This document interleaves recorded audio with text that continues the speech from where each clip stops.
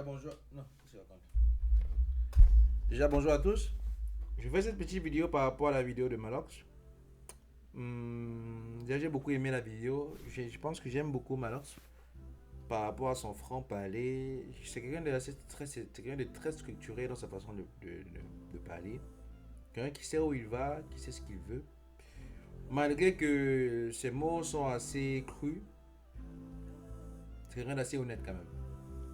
Je pense que c'est bien d'avoir des gens comme ça qui te disent des vérités cachées que d'avoir des hypocrites ou bien des gens qui te cachent des choses parce qu'ils veulent bien se faire voir.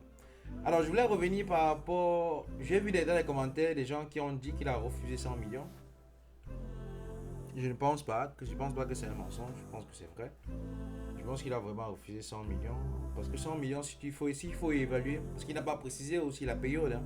Il n'a pas précisé la période du contrat qu'il devait signer. Mais si tu évalues 100 millions par rapport à ce qu'il gagne aujourd'hui, parce qu'il dit que avec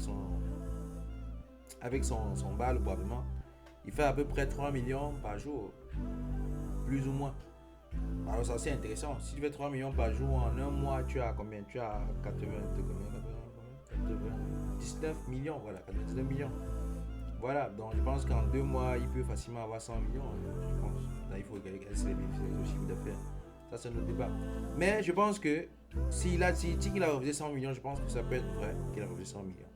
Alors, moi, je voulais intervenir par rapport à cette vidéo, par rapport à ce qu'il a dit, si au niveau de creuser le débat, de faire le débat sur l'état du pays. Sur l'état du pays, je pense que c'est un point très intéressant, c'est un point important. Et je n'ai pas, quand j'écoutais sa musique, je comprenais pas. Je comprenais pas l'objectif. Je ne comprenais pas l'objectif, peut-être c'était juste pour décrire la société, mais j'ai vu après l'interview, j'ai vu après que c'était pour décrire la société et dire ce qui, les perversités de la société. Où est-ce qu'on va, pour qu'on définisse ensemble, pour créer le débat, parce que ce qu'il a dit là, que c'est pour créer le débat, pour qu'on s'asseye, pour dire ok, voici ce qu'on a actuellement, voici ce qui se passe actuellement, comment est-ce qu'on fait pour arranger les choses, ou bien il faut au moins qu'on sache où on va, est-ce qu'on veut continuer dans cette lancée, qu'est-ce qu'il faut changer, et qu'est-ce qu'on aspire à faire demain, ou à être comme pays demain. Ça c'est très intéressant ça. Et également aussi, je voulais aussi apporter mon point aussi par rapport à son label qu'il a créé. Moi, je voulais revenir sur le fait que dans son discours, il a dit qu'il aide les jeunes qui ont abandonné les études à se focaliser dans la musique. C'est très bien. C'est très bien. Mais je pense que c'est très bien, c'est très bien. Euh, mais je pense que Malox, si Malox a réussi, c'est parce qu'il s'appelle Malox. Parce qu'il y a beaucoup qui sont musiciens, qui sont des artistes, mais qui n'ont pas réussi, ou mais qui n'ont pas percé, comme Malox a percé, ou bien comme d'autres artistes ont percé. Pourquoi? Parce que l'écosystème, même pas juste l'écosystème, de manière générale, la musique c'est un domaine assez compliqué parce que c'est l'art, tu vois. Et comme c'est l'art, c'est ta personne ou bien c'est le marketing qui est fait derrière qui fait en sorte que tu peux exploser. Tu peux être une grande star ou bien juste une petite star, quoi. C'est fait en sorte que quoi? C'est fait en sorte que ça me dérange toujours lorsque j'entends des jeunes. Parce que moi j'ai des amis, hein. Parce que j'ai failli aussi à un niveau, je crois qu'il y a peut-être combien d'années? Ouais, 7 ans, hein. Je pense qu'en 2007 comme ça, j'ai failli abandonner l'école parce que je voulais aussi être musicien aussi, au moins. Mais j'ai eu un punchline parce que j'avais intégré un club de musique. J'étais dans un club de musique de l'université. Et dans le club de musique de l'université, il y avait des instruments, il y avait des guitares, les pianos, tout ça. Et on recevait souvent des artistes, des nouveaux artistes qui avaient des hits. Et ils venaient souvent nous donner des conseils, des choses comme ça. Là.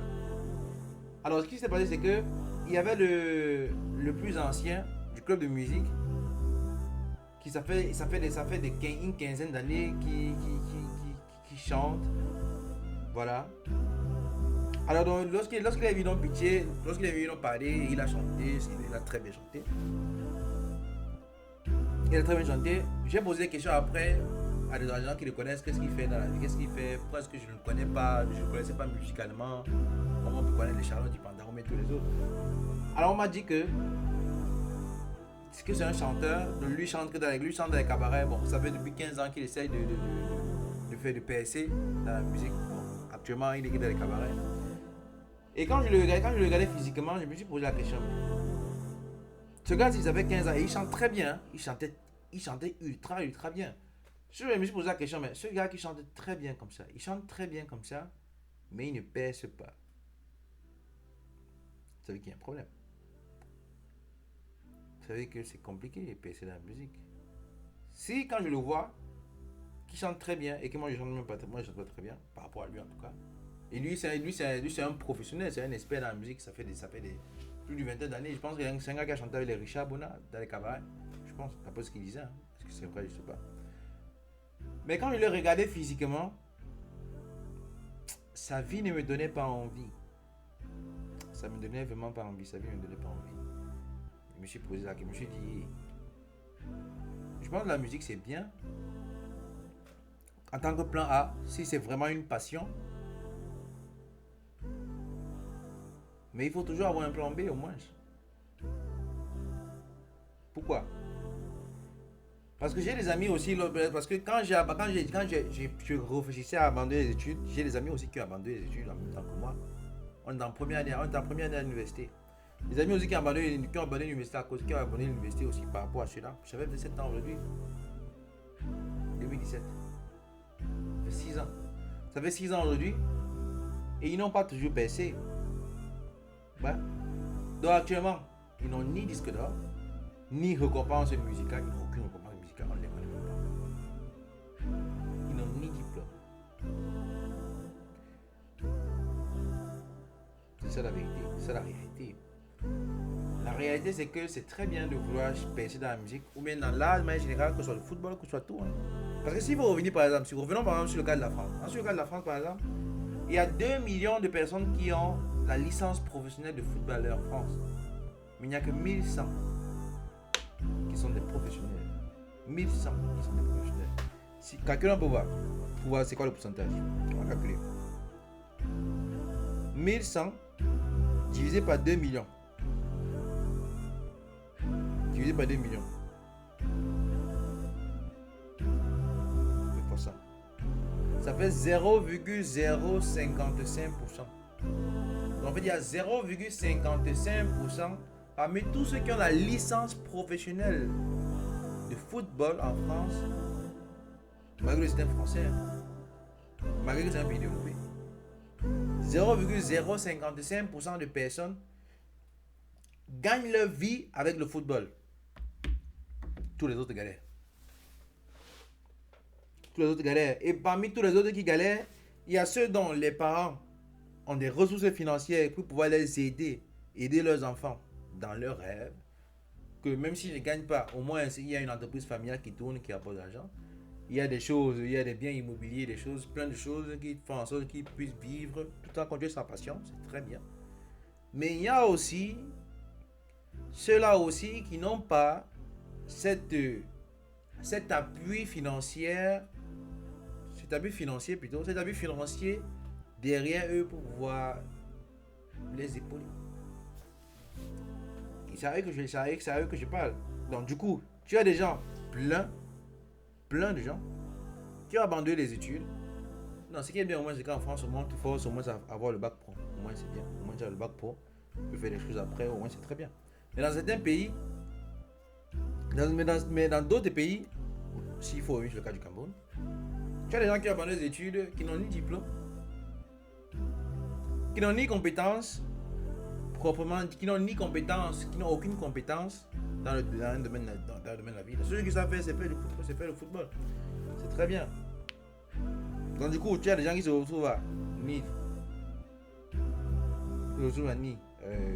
diplôme, ni disque d'or, ni récompense musicale. Et c'est ça qui est très grave. Donc s'il te plaît, alors si tu vois cette vidéo, il faut encourager les jeunes à faire des études. Il faut les encourager à faire des études. Même si ils veulent percer dans la musique. Parce que l'un n'empêche l'autre.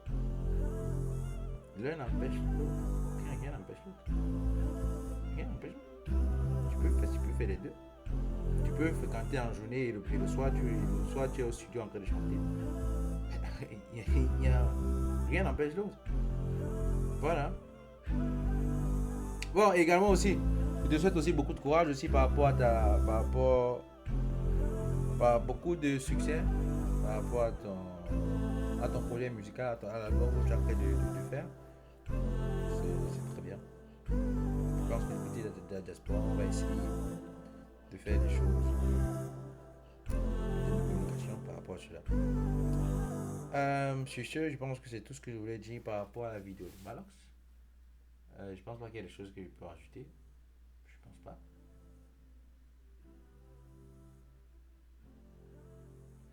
Bref, je pense qu'il y a des choses à rajouter. Je vais peut-être rajouter dans les commentaires, peut-être. Sur ce, à très bientôt pour une nouvelle vidéo. Voilà, si c'est la même fois que vous tombez sur une nouvelle vidéo, ici on parle de business, de stratégie surtout, de faire des sociétés. C'est pour ça que j'aborde aussi des sujets aussi de société, de motivation, parce que je pense qu'on ne peut aller nulle part si on n'est pas motivé, si on n'a pas confiance en soi. C'est des règles de base. Je pense que c'est des règles de base. De motivation, parce que je suis convaincu que c'est grâce à cela qu'on peut construire une communauté avec des valeurs fortes. Une communauté forte avec des valeurs fortes. Alors, c'est des thématiques qui vous intéressent, n'hésitez pas à vous abonner et à activer la cloche de notification pour recevoir de très bons contenus. Et également, n'oubliez pas de laisser les commentaires, parce que pas du tout les commentaires, voilà. Sur ce, à très bientôt.